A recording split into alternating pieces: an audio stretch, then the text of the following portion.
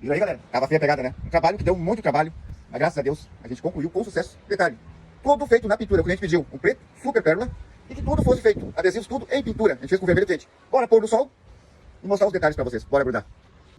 É, galera, essa moto chegou muito feia. Além de muito quebrado, muito arranhado, tinha muita massa. Então a gente recuperou toda. Então tá aí, galera. A Suzuki no sol. Detalhe, galera, conforme vocês viram aí no vídeo, as carenagens eram todas quebradas. A gente recuperou tudo. E fez toda a pintura dela 100% tinta. Nada é adesivo.